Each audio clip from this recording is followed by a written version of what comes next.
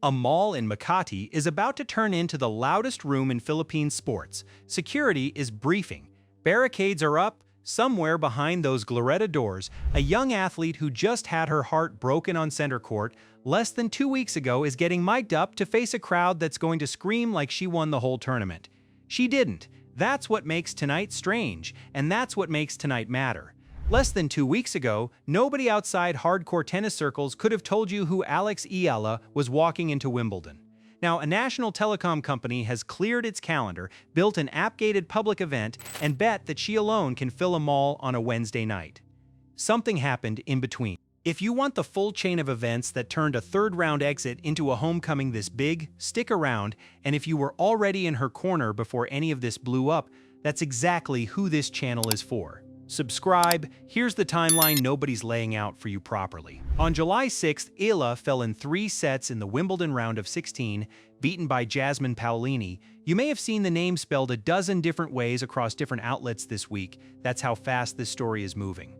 48 hours later, on July 7th, she posted on Instagram, not a statement about the loss, not an explanation, just a message of gratitude to the Filipino fans who'd packed the stands for her run. 48 hours after that, on July 9th, Globe Telecom dropped the announcement. Home court and Alex Eala meet and greet experience free and open to the public, gated through the Globe One app, registration at 4 programs starting at 6, 3 days.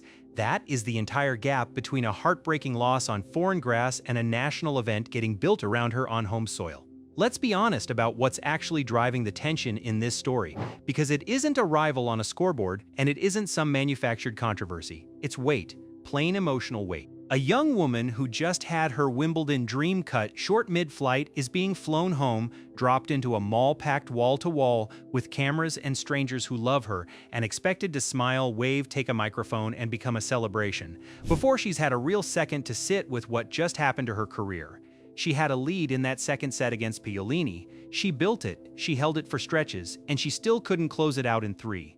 And now, between this event and her flight out to Washington for the Mubadala DC Open, she has 12 days total, 9 of them, realistically, to grieve a result that will sting for a while. 0 of them to actually rest. Because somewhere in the middle of that window, an entire country is standing in an atrium waiting for her to show up smiling and say the right things.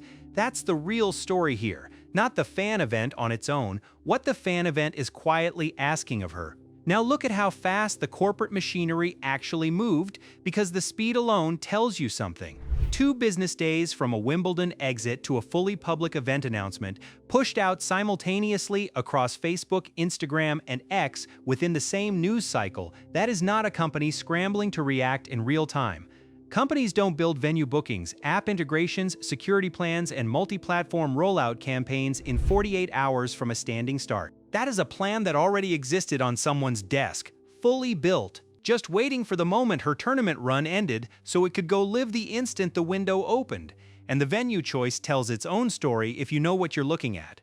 Last year, in 2025, Globe hosted Eala at their own corporate tower in BGC, invite-only, curated guest list, controlled environment, the kind of event built for cameras and stakeholders rather than the general public. This year, 12 months later, they've put her in the middle of a public mall atrium in one of the busiest commercial strips in Metro Manila, open to anyone who can secure a slot. That's not a scheduling decision, that's a bet, and a fairly aggressive one. Globe is putting real money and real logistics behind the idea that Alex Eala alone can pull a walk-in crowd off the street on a random Wednesday evening, and they're confident enough in that bet that they've gated the entire thing behind their own app rather than a simple RSVP form.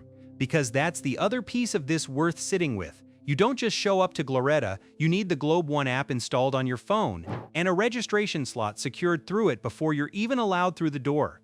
A tennis player's homecoming has quietly become a customer acquisition funnel. That's not necessarily a criticism of Globe, it's just what it looks like once a fan base gets large enough that a telecom company can turn genuine public affection for an athlete into fresh app downloads and new user data. So where did that fan base-sized leverage actually come from in the first place? One single afternoon, July 4th, center court, Wimbledon. Eala takes down the defending champion, Iga Swiatek 7-6, 6-2, in a match that had absolutely nobody outside her core fan base predicting that result beforehand. Within hours, Maria Sharapova posts 2 words on Instagram: a star, Billie Jean King, meets her in person courtside. Catherine, Princess of Wales, is photographed standing next to her. That is not just a good day at the office. That is the specific afternoon Alex Eala stopped being a promising Filipina working her way up the tour and became someone the entire sport had to start talking about in a completely different tone. And it's worth saying this didn't come out of nowhere, even if it feels sudden from the outside. Miami earlier this year, a semifinal run in Berlin, taking out Rybakina and Svitolina back-to-back along the way. Results that should have been the headline on their own in a normal week, a title run in Birmingham. Then the Wimbledon third-round breakthrough, and now this. That's not a spike on a graph you can wave away as a lucky week. That's a curve, a genuine upward trajectory, and every sponsor and brand attached to her name right now is scrambling in real time to catch up to where she actually is, not where she was 6 months ago on a spreadsheet. And here's the part the diehards already know, the ones who were up at 3 in the morning watching her grind through Eastbourne last year before anyone outside the Philippines cared. You called this? Nobody needed Maria Sharapova's Instagram post to tell you what you already knew watching her play. The rest of the tennis world, and frankly, the rest of corporate Manila, is only just now arriving at the party you've been standing at for 2 years running. There's also a detail buried in the scheduling that makes July 15th matter more than it looks like on paper at first glance. Between her Wimbledon exit and her flight out for the Mubadala DC Open on the 27th, this is genuinely her only scheduled public appearance. One night, one narrow window, the only chance Filipino fans get to physically be in the same room as her before she disappears back into the American hardcourt swing for the rest of the summer. Think about the actual list of names that have attached themselves to her story in the last 2 weeks. A 5-time Grand Slam champion, a former world number 1, a Wimbledon champion at the age of 17, and out of everyone who's spoken up publicly, one name carries more weight than all the rest combined because Sharapova isn't just a retired legend commenting politely on a good result from a young player. Sharapova is, by Eala's own account in past interviews, the exact player she grew up idolizing on television. When your childhood hero calls you a star within hours of your biggest career win, that's not encouragement from a distance. That's something closer to a passing of the torch, whether either of them ever frames it publicly in those exact terms. And Gloretta, on July 15th, is essentially what that torch looks like once it lands back on home soil, in a mall full of people who've been waiting years for permission to celebrate this loudly. Zoom out for a second, because the cultural weight here goes past tennis entirely. The Philippines has produced genuine world-class champions in boxing, in billiards, in volleyball. Never, until this stretch, in tennis at the Grand Slam level, and every Filipino sports fan over the age of 30 knows exactly what phrase used to be reserved for Manny Pacquiao at his absolute peak, the pride of the Philippines. That title is quietly, informally, without anyone officially announcing it, being handed to a 21-year-old left-hander from Quezon City. And a telecom giant throwing a fully public mall event in her name isn't just a marketing calendar decision. It's one of the country's biggest brands publicly co-signing that handoff for everyone watching. Which is exactly why what happens after Gloretta matters more than the event itself ever will. Washington for the Mubadala DC Open, then Cincinnati, then Toronto for the Canadian Open, then Flushing Meadows for the US Open starting August 30th. 4 tournaments, 5 weeks, and every single one of them now being watched by a fan base that grew by an entire order of magnitude in one single afternoon on center court. One sports outlet put it bluntly earlier this week: Alex Eala has become one of the biggest draws in tennis, full stop, no qualifiers attached. After Gloretta, every room she walks into for the rest of this season is bigger. This mall atrium might genuinely be the smallest stage she ever stands on again in her career. Go back to July 6th for a second, because it's easy to lose this detail in the excitement of everything that followed. Paolini closes the match out 6-3 in the 3rd set.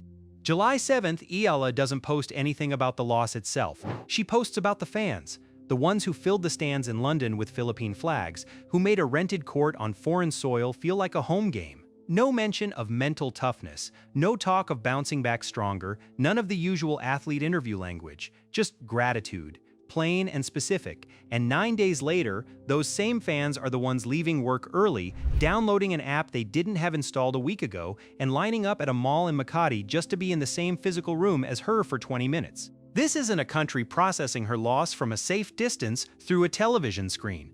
This is a country that decided a long time ago her career belongs to all of them collectively, and they are grieving the loss and celebrating the season together in public in real time at the exact same event. So here's the full timeline laid out end to end.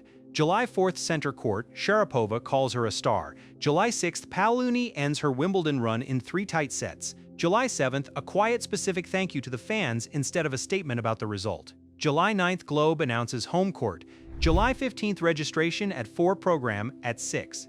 A 21-year-old walking into a room full of the exact people she has said, repeatedly, she plays for. She did not win Wimbledon this year. But on July 15th, in a mall atrium in Makati, she is going to get the kind of welcome usually reserved for someone who did, and that gap between the result on paper and the reception in person tells you more about what she actually means to this country than any trophy ever could. So here's what I want to know from you. If Eala grabs that mic at 6 p.m. and looks out at a room that's about to go absolutely wild for her, what's the one thing you want to hear her say to the country? And does Gloretta top her homecoming back in January at Rizal Memorial? Or is the biggest one still ahead of her this year? Drop your answer in the comments below. If you were watching Alex Eala before Sharapova ever called her a star, before Billie Jean King showed up courtside, before Globe upgraded her from a private corporate tower to a fully public mall event, subscribe because we're covering every step from here to Flushing Meadows, and you were here before it was cool to be